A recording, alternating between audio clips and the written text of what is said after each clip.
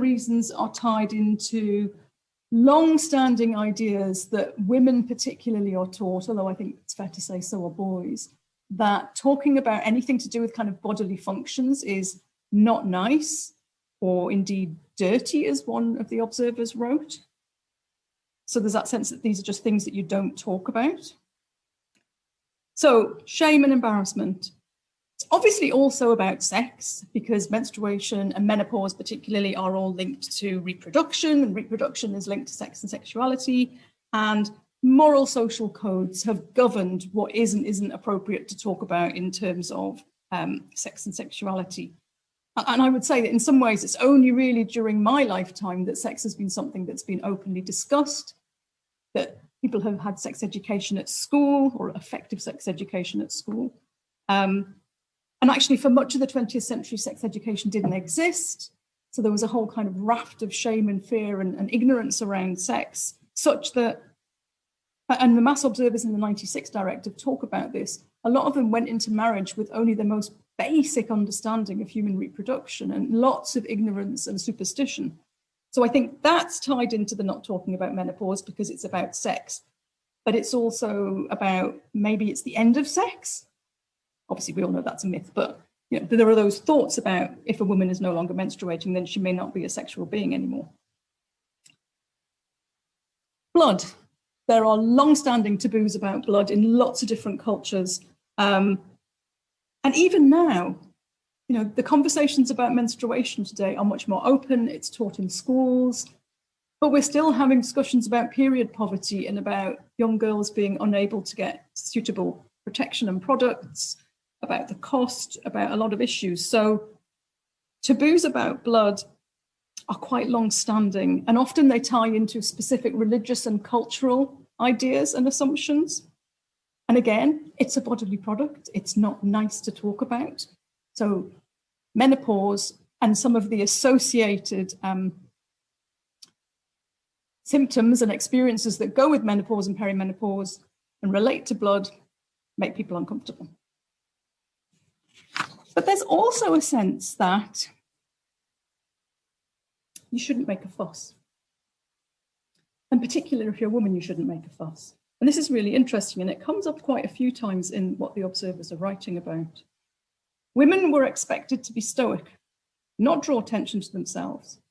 And this is grounded in cultural norms around health and well-being that extend back into the 20th century and the early part of the 20th century, that prioritised male breadwinners' health, children's health, and then last of all, the mother or the woman of the household's health. And I'll talk about this a bit more later.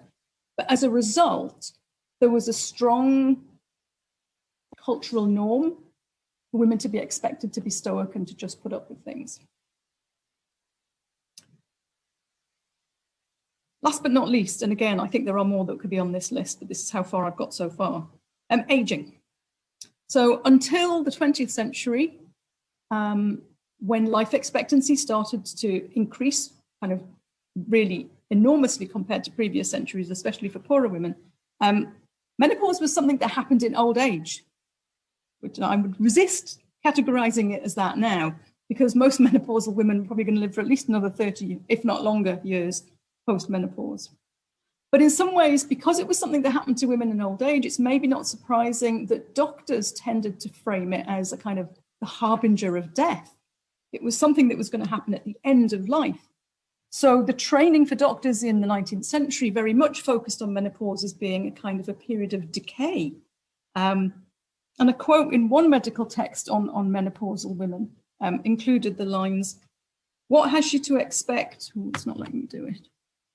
"What has she to expect, save grey hairs, wrinkles, the gradual decay of these physical and personal attractions?" So like a real focus on appearance.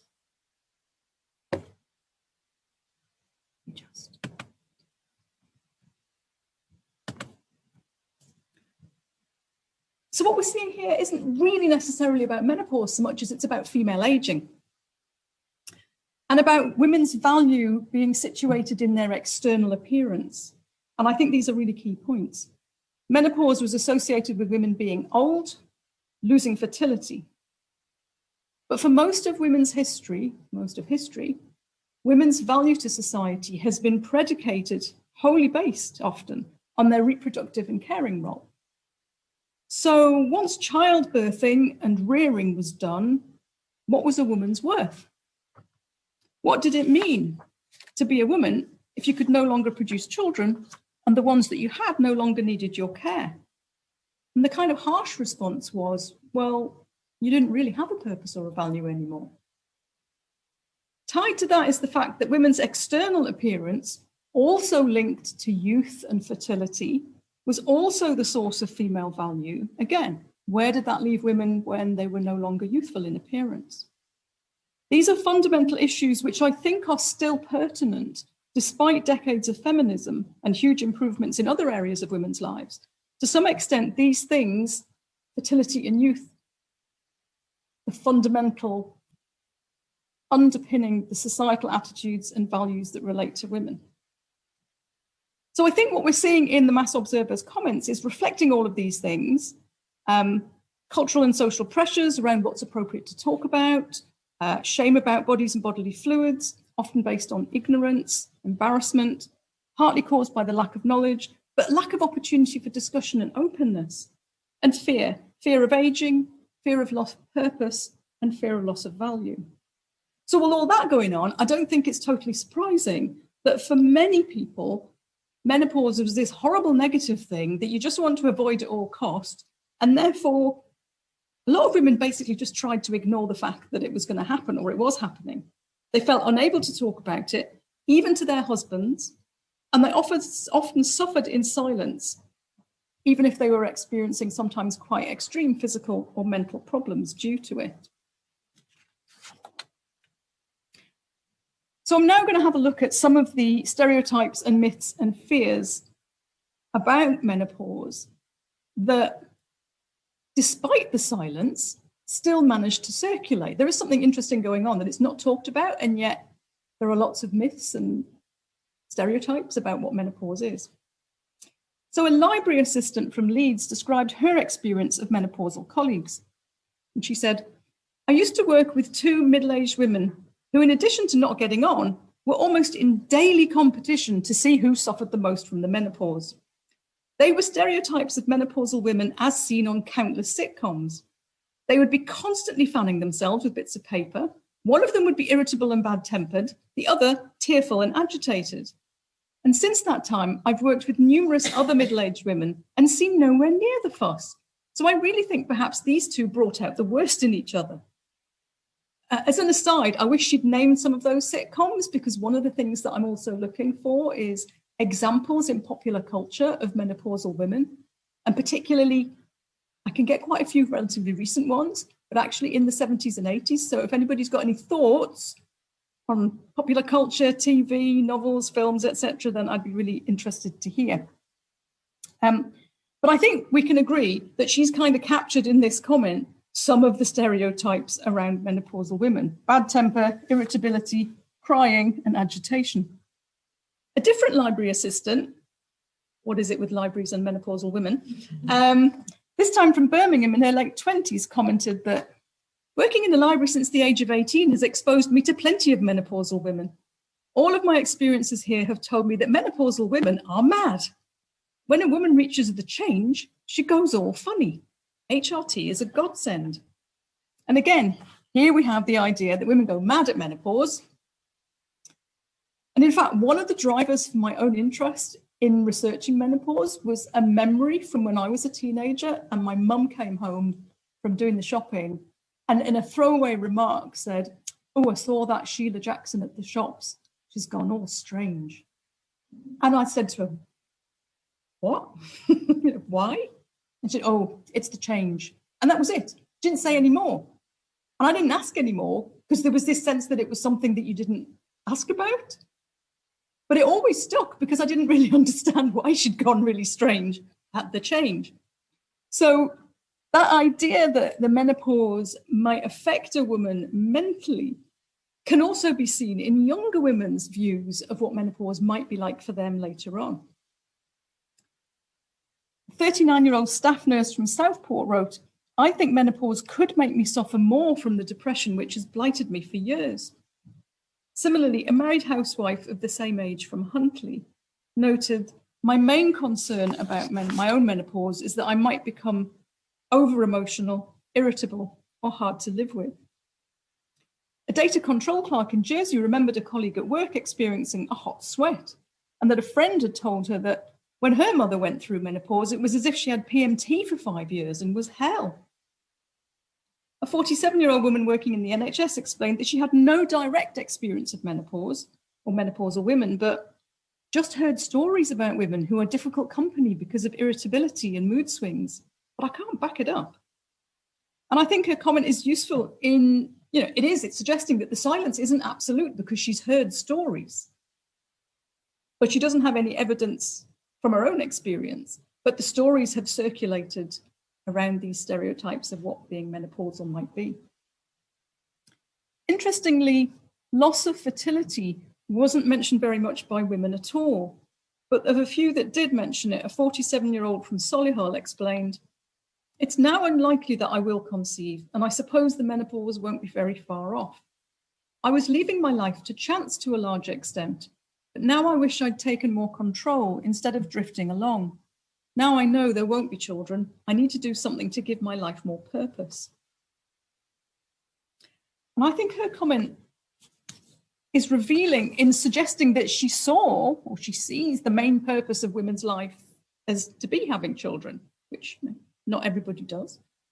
But I think she's also realizing that she needs to take more personal control over her own circumstances, and that for her, thinking about menopause was a kind of a recognition of mortality and a realization that she had agency in deciding how and why to live. Slightly differently, a divorced ex-shorthand typist from Workington at 43 claimed to be quite terrified by the thought of menopause. She explained that it was not loss of fertility that troubled her, as she'd been sterilised at 33. But what scared her was looking in the mirror and seeing a middle-aged woman past her sell-by date. And she clearly equated menopause with visible aging and went on to explain that she'd stopped wearing miniskirts and platform shoes when she saw her daughter wearing her clothes, and she looked fantastic, and I knew then that my time was up. There's a slightly humorous tone to her whole account, and she goes on to explain that she still wears her ridiculous shoes, but only on her own to dance on her own in her kitchen. And there's a sort of underlying sadness to this, that sort of recognition that something has ended. And it's clear that there's a connection in her mind between menopause and the negative aspects of female aging, and that she's clearly really influenced by her sense of her attractiveness or her loss of her attractiveness, and that her appearance is a big part of her self-worth, and that that's going to be affected by this aging process of menopause. For others, there was a real sense of fear based on what they'd seen of their mother's or grandmother's menopause. So a retired teacher explained that her mother had had a very bad menopause in the 1940s, explaining, she had very heavy periods. I remember instances when she filled a chamber pot or bucket with huge clots of blood. I presume she couldn't get to the toilet. And it had taken several years of suffering and unsuccessful responses from doctors before her mother had a hysterectomy, which, although it solved the problem of the bleeding, had made her extremely ill and frail. For this writer, a teenager at the time, her mother's experience had, unsurprisingly, completely coloured her understanding of menopause and her expectations of menopause as being dreadfully sad and upsetting. However, when it came to her own menopause, she too had had really heavy bleeding, but she'd coped, and she actually got through menopause with just the odd headache. And I think what these accounts bring together is a sense of the stereotypes around menopause that are all pretty negative. Women going mad, being hell to live with, losing choices around childbearing, getting old, changing how they dress, being afraid of both the physical and mental experience of menopause. 49-year-old manager working in the Royal Mail summed it up.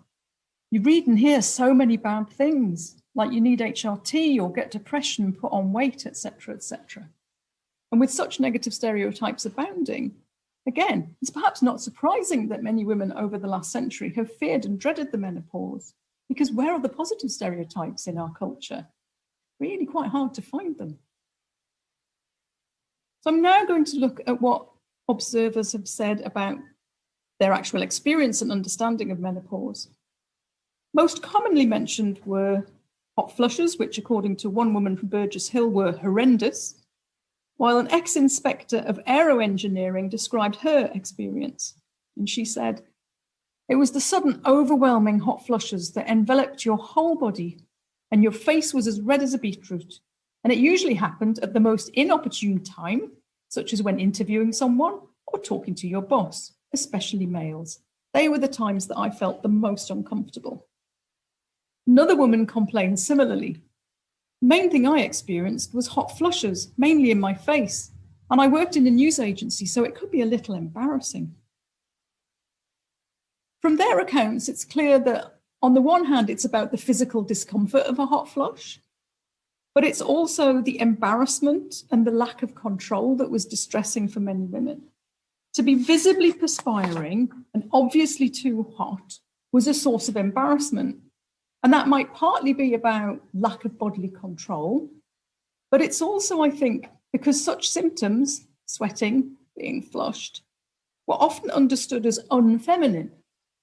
So at the point at which their bodies were producing physical symptoms of their very femaleness in their fluctuating hormones, they were uncomfortable and embarrassed because of a sense of lack of femininity. There's something quite complicated and contradictory going on there. Other women described feelings of nervousness, and one writer described the effects of menopause on a colleague that she was working with at a Citizens Advice Bureau at the time of writing. This was in 2009. This woman was married to a high-flying professional soldier, and she had experienced a complete but temporary personality change. She lost confidence, became unable to meet people and socialize at parties. She was fortunate that her GP found her weeping in the kitchen in the middle of a dinner party in her home and put her on HRT, and all was well. And again, I think here is another one of these contributing factors into this stereotype of women going mad at menopause. The quite serious mental health effects that sudden hormone fluctuations can create are clearly evidenced here. She has a temporary personality change. And elsewhere, there is evidence of many women suffering from anxiety, loss of confidence. And I think we can extrapolate from that often quite significant behavioral changes. If you're not feeling confident, if you're feeling really anxious and you can't really explain it, then yeah, you're probably not going to go out. There are a lot of things you're maybe going to curtail that you would have done otherwise. So withdrawing from social events, frequent sick leave, or even quitting jobs, family conflict, all those sorts of things. For others, though, menopause was more than welcome. A retired civil servant told MO, "When the menopause came, I was jubilant. After some months of uncertainty when I bought pregnancy testing kits just to make sure I hadn't slipped up, the end of periods, sometimes heavy and painful, was a cause for celebration." Similarly, a retired nurse explained that thanks to her profession, she'd been aware of menopause and had actually looked forward to it, adding that knowing what it was and that it would soon pass meant that I just got on with life. Interestingly, there was a belief amongst some women that not all menopausal symptoms were real. A retired sub-postmistress explained, "I believe some women do experience considerable problems, but many are just talked into believing they have problems where none exist." Similarly, a retired social work manager commented, "I think that the effect of someone else's menopause depends more on the type of woman she is than on what she may be undergoing. If she moans about every cough or cold, every headache or slight misadventure, the menopause will appear dreadful. If she comments only briefly on how she's feeling, the younger women are not so likely to worry about what lies in store for them." To some extent, both of these comments express a belief that women might be able to influence their own menopause purely by managing their attitude to it. And in some ways, that effectively denies the physical and psychological symptoms that many other women wrote about in their accounts. And I think this one particularly is linking back to that thing about it being shameful to talk about ill health. It's actually quite a good example of that kind of social norm that you're not meant to focus on yourself. You're not meant to focus on illness and talk about it. Quite a few women who had unproblematic menopauses themselves were critical of other women's attitudes. And while to some extent, yeah, there's an element of truth in it. If you've got a more positive, optimistic attitude, then maybe you would be more resilient if you start to have quite difficult symptoms. But if it was just a question of attitude, then nobody would have a bad menopause because you'd be able to change it. And there's a sort of underlying implication that if you haven't got the right attitude, then actually it's somehow your own fault. And clearly we know that doesn't really make sense because we know it's physical, that it's about fluctuating hormones that affect you both physically and mentally. And what this sort of attitude argument does is effectively blame women for their own suffering. And in a way, it's in the same sort of league as telling somebody who's depressed to pull up their socks and get on with it. It's kind of not realistic about what the causes and the experience of the suffering are. So to some extent, both of these comments express a belief that women could influence menopause just by managing their attitude. In other positive responses, quite a few of the observers talked about how menopause meant they had a better sex life or a revived marital sex. So one woman wrote about the fact that my husband was glad to see the back of birth control measures and we had a new sense of freedom. Another woman talked about the fact that menopause was not an issue because I still enjoyed a good sex life. And another talked about the fact that she had no more worries about contraception and it let her get on with life. A retired man writing to Mass Observation mentioned that he only knew about his wife's menopause when she said there was now no need to bother about contraceptive items, which was jolly nice to know. I'm now going to talk a little bit about doctors and about what happened when women sought help and support. So I mentioned a few minutes ago the retired teacher from York whose mother had suffered extremely heavy bleeding in the 1940s. And she wrote, "The local doctor did nothing. She used to go to see him and come home with no satisfaction until in 1947, she went into a nursing home and had a hysterectomy and was extremely ill and frail for about 3 months afterwards." A former research chemist reported that her sister had suffered with hot flushes and sleeplessness, but her doctor was not a fan of HRT. So her sister had not received any help for her symptoms. Now, clearly HRT was not a solution for everybody, and it isn't a solution for everybody, and I'm not advocating it. But I am reflecting what the observers wrote, and a lot of them did talk about HRT. Where GPs did prescribe hormones, women sometimes had to do their own research and request changes to their prescriptions. A retired headmistress from Manchester explained that when she began to have irregular periods, her doctor prescribed estrogen, but she found the dosage was actually much higher than the contraceptive pill. So she asked to transfer to the pill, which I kept taking until I was 50. And what that suggests is that although the GP is obviously prepared to use hormone treatments, they haven't really spent the time thinking about the optimal solution for this particular woman. And she's had to go and do her own research into dosages and be proactive in going back to the practice to get her prescription changed. Another writer explained that she had problems with heavy periods age 51 due to fibroids, but was told by a young female GP at a Well Woman clinic that they would soon shrink. Thus, she was expected to put up with the discomfort and inconvenience until this happened, and probably it was about heavy bleeding, as that tends to be one of the symptoms of fibroids. After a further year with no resolution, they hadn't shrunk, she took herself to a gynecologist who advised a radical hysterectomy, and I had the operation a month before my 53rd birthday and instant menopause. I had crippling migraine-type headaches and was on HRT for 6 months. And I think her case demonstrates that GP attitudes towards HRT and menopause were not necessarily gendered. This was a female GP in a female-dedicated Well Woman clinic who was being dismissive of somebody's symptoms. But I would also say that a radical hysterectomy, which is what this woman had had, i.e. her ovaries as well as her uterus were removed, is actually quite an extreme response. A hysterectomy is, after all, actually quite a serious operation, and there can be complications after hysterectomies. And I've actually been really surprised at how many people in both of the directives talk about having had hysterectomies. And it's something that I think I probably want to follow up as a separate project, because there are just loads of them. And I've done a little bit of research, and I know that there have been issues with over-prescribing of hysterectomies as a kind of catch-all solution to gynecological stuff. Oh, you've got too much bleeding, or you've got some problems. Well, let's just whip it all out and then you'll be better. And as I say, it's quite a radical operation. So it's pretty heavy-handed, I think, to use hysterectomy as a solution in that way. Certainly, it's a much bigger issue in the States, where there's a really, really high level of hysterectomies performed. It's not quite as high in the UK. But even so, it's another area that is really under-researched.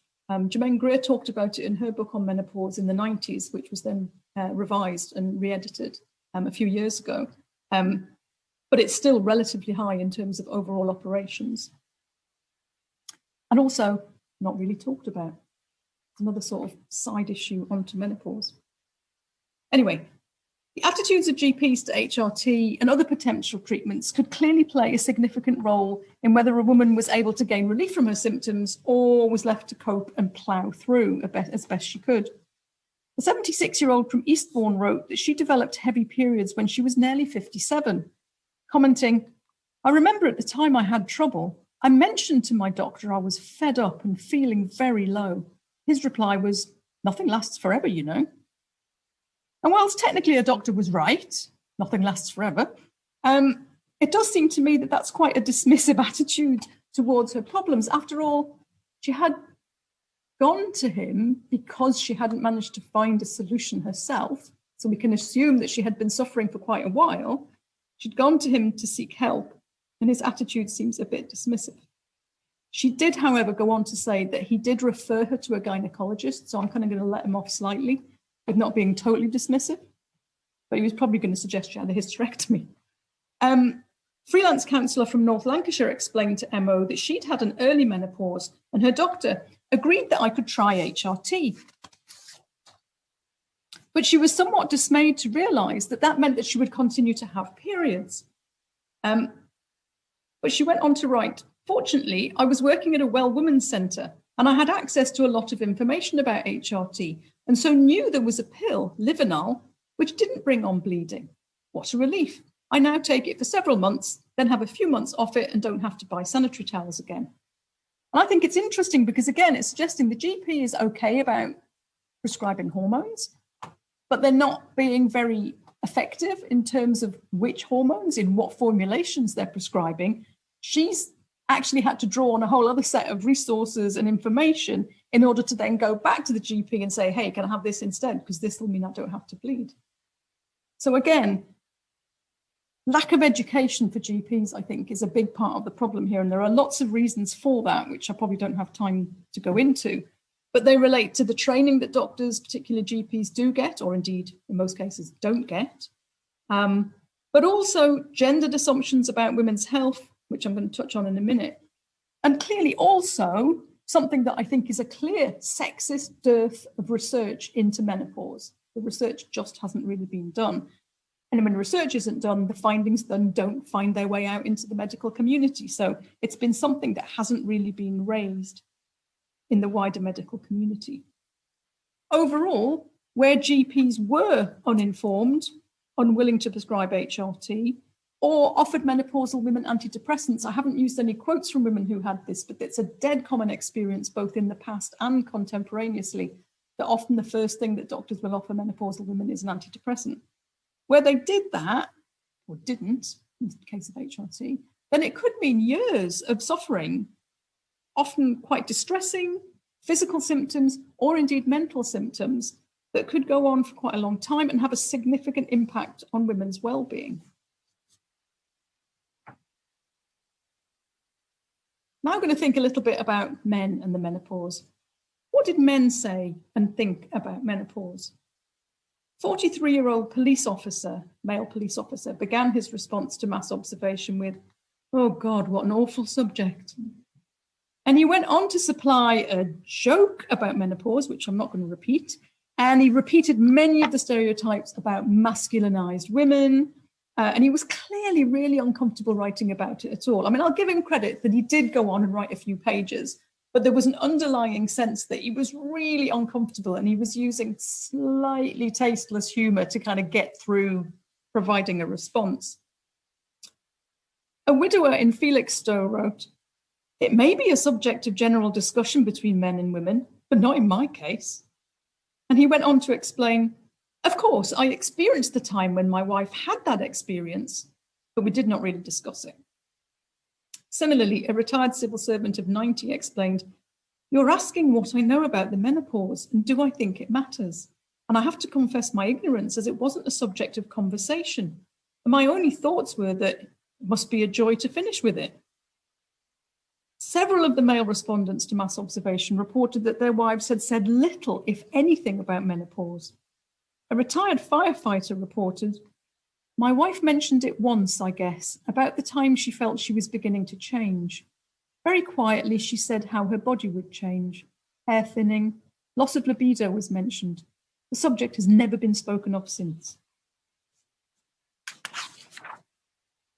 Another man who'd worked in aviation commented, "She never complained about it. I was really unaware of it." He explained that the only evidence of menopause, of his wife's menopause, was whether sanitary towels were on the shopping list or not. And implied in his comment is there's a lack of communication completely between him and his wife about what she was experiencing or feeling about menopause, whether positive or negative. This was echoed by a retired production manager whose wife also never complained to me about it. But he went on to explain, "We did not really discuss it, and it didn't greatly affect the way in which the family operated." And I think this is a really key point.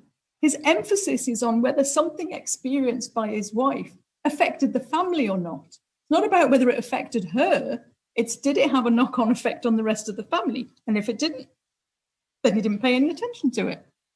And it kind of perfectly encapsulates the way that women's health was understood, particularly for most of the 20th century, in relation to how it affects the family. As I mentioned earlier, there's that sense that cultural norms regarding women's health, it was all about women's role as the carer herself, and that the priority revolved around a husband's well-being and a children's well-being, and mums came third in the list. And you see that around food in families as well, and you may be seeing that more in the levels of poverty that are coming at the moment, that mums deprioritise themselves over their children and their husbands. But at the same time, these women who are not talking to their husbands or not making them aware of issues are also clearly operating under the kind of taboos around menstruation and gynecology that I've been mentioning. Elsewhere, a retired 74-year-old quality engineer from Bracknell explained, "The menopause is obviously very real in its physical and psychological changes. I don't think a man can fully understand these changes. One can only be supportive and sympathetic throughout." And another man from Weston-super-Mare mentioned his wife going through the unpleasantness of the change with its accompanying mood swings and physical discomfort, though he didn't elaborate on what they were.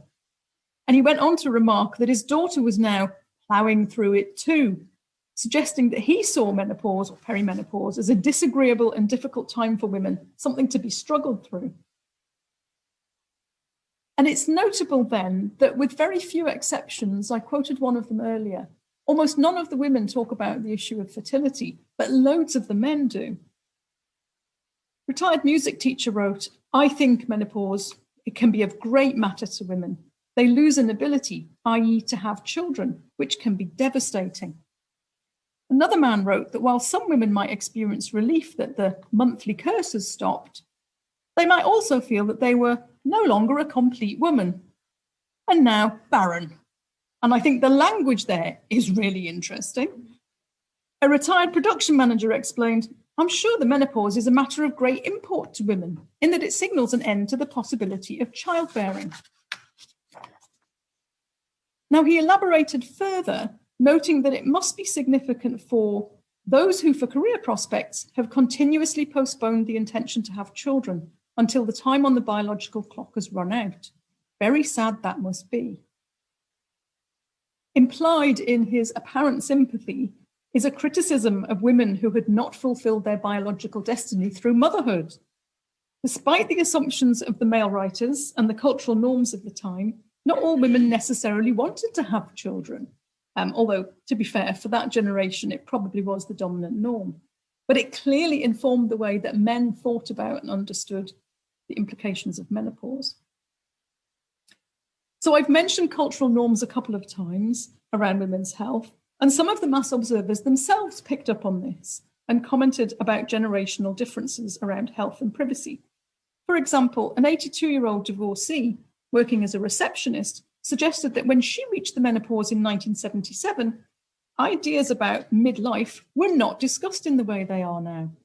My generation has not yet become involved in this inspection and discussion of the finer points of the menopause. We accepted it as a stage in your progress through life and made light of the hot flushes and night sweats, which we knew would be over in due course. She equated lack of discussion with acceptance of perimenopausal symptoms and the view that menopause was something to get through that would be over in due course. And I think that's a clear illustration of what was expected of women across the century, that women should just wait for the effects of menopause to pass. Unfortunately, for quite a lot of women, that might mean waiting quite a long time, because some women were still experiencing menopausal symptoms in their 70s. 56-year-old male software writer commented, "My wife suffers the vagaries of menopause, hot flushes, etc. But I think she's remarkably stoical. And although the physical effects are unpleasant, she seems to be able to adjust and accept far more perhaps than I ever would." And I think it's really notable that he uses the word stoical, but also that he acknowledges that he wouldn't be so accepting. And again, he's highlighting the gendered nature of what was expected of women versus men in regards to health. There's an underlying assumption that women are more stoic and are expected to put up with suffering, particularly the gynecological kind. I mean, that's got to be linked in some ways to kind of childbirth and the pain of childbirth and those sorts of ideas. But it's also kind of more pernicious in it, sort of expanding across all female health. Several writers tended to dismiss menopause as just one of the things that was going on in their lives in their 40s and 50s. A retired social work manager explained that far more important was the fact that I underwent a double mastectomy around the same time. I was anxious about the possible reoccurrence of the cancer, not of the advance of middle age. Another woman who'd worked in engineering described how her menopause coincided with her husband becoming ill, and that dealing with this was a much bigger strain on her. Similarly, a retired civil servant reported that her experience was overshadowed by the illness and death of my husband. And a widowed teacher also reported, "It must have been around this time, age 53, that it happened, but I was far too busy to give it any attention. Sometime in this busy life, the menopause must have struck, but I just hadn't the time to notice it. It wasn't an important problem set against practical and financial difficulties." And I think such accounts suggest that while these women may have experienced menopausal symptoms, perhaps they weren't particularly strong, but also other significant life events took precedence.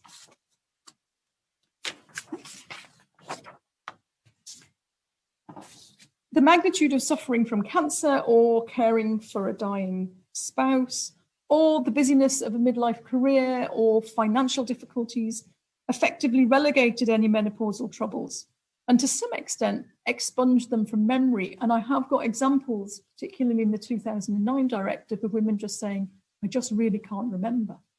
And again, part of me wonders if that's a bit like the pain of childbirth thing, that you actually forget the reality. And so maybe their menopauses were awful, but they've just kind of blanked it, and they just couldn't remember the details. Within the cultural norms of women's health, the silence around menopause, the frequent absence of any real forms of support meant that simply getting on with the more pressing problems of life would have been what was expected. And I think we can clearly see this as part of the norm of women coping stoically, dismissing their own mental and physical troubles, and prioritising others. And again, it's part of the gendered assumptions about women's roles as carers. Okay, I'm going to wrap it up now with a few concluding thoughts about why I think this matters. I've explored some of the reasons that might explain the silence, although, as I say, I think there are probably others. And some of those are linked to kind of historical inequalities in power. They're linked to gendered assumptions. They're linked to norms about what can and can't be discussed, whose health matters, what gets researched, what doesn't get researched, what gets included in medical training, and those sorts of things. I don't think you have to be a feminist to realise that suppressing discussion, suppressing education, lack of awareness has not worked to women's benefit, and that the source of that suppression has been embedded in much of our societal and social infrastructure and still continues to influence much of our culture today. Patriarchy has played a role in the silence around menopause, but women too have sometimes also been complicit in that silence, thanks to some of the values and expectations placed upon them. So what I hope my research will do is contribute to the ending of that silence, that by making visible the historical experience of menopause, I can be part of raising awareness and normalising discussion of menopause. As I mentioned at the start, I think mass observation was really prescient in running those two directives, the one on menstruation in '96 and the menopause one in 2009. Both of them have been subject to taboos for a really long time, and without mass observation, I think it's fair to say that my job as a historian would be much more difficult because it provides me with such a wealth of material, as you've heard today. And I also think telling the history of menopause is important because it gives voices to those whose voices are not usually heard, about topics that are not usually discussed, and in so doing, it helps us to examine why are they not discussed, which helps us to unpick some of the powers that are at play in our own society, and particularly the cultural norms that are really not helpful anymore in the 21st century. As Suzanne mentioned at the beginning, my previous work was on the history of stress, and there are some sort of parallels in a way. Stress was something that for a long time was not talked about. Mental health was not talked about. Everybody was silent about it. But now organisations have stress policies. Everybody knows about stress. There are stress management courses. There's much better awareness of mental health, although it's still not, there's still some way to go in improving. And I hope what this work will do will help to create a similar norm for menopause so that it ceases to be something that isn't or can't be talked about, and women are able to manage their menopause easily without embarrassment, shame, or silence. Thank you very much for listening. So from the 1930s onwards, estrogen is being used for menopausal problems, mostly in America. They don't realise until the 1970s, when it's actually being prescribed massively in the States, that it can cause uterine cancer. So then they change it so that you would get estrogen and progesterone, and that progesterone then protects the uterus. And so more people start to take it. There was always also a link to breast cancer, but the level of what that risk was deemed, you could make your own judgments about whether that was okay or not. And then there was research done by the Women's Health Initiative in the States, which was a big research project that had tracked women's health over quite a big population group. And it prematurely released some very unsophisticated findings, which basically said, oh my God, HRT, it's going to give you breast cancer, it's going to do terrible things, it's also it's going to give you heart failure. All of the things that had been said that actually it would protect against, particularly heart failure or heart disease. Massive media scare. Hundreds of thousands of women stopped taking HRT overnight, which must have been a real party, especially in those libraries. But I mean, quite serious effects on people. And it was subsequently, when people then went and looked at that research, it hadn't been analysed effectively. They hadn't taken into account that some of the women who took part had only started taking HRT in their 70s. So some of them had other underlying conditions. It didn't factor in the different kinds of HRT that you can take, which have different risk profiles. It was an unsophisticated analysis. And therefore, mostly it has been discredited now. Also, the forms of HRT that are available, so transdermal HRT in gels and patches, is much, much safer or has a much lower risk profile than the pill version that you can take. I've not to say that the pill version is hugely risky, but it's just there are slightly different profiles for them. And the micronized progesterone, which is available in the UK as Utrogestan, is also the kind of least risky version of progesterone. So actually, what you get if you go for HRT now is quite different to what you would have got in the 70s or in the 90s. There was a brilliant statistic somewhere that I read that it was a really high percentage of female GPs were taking HRT in the 90s. And you think, well, that tells you something. They clearly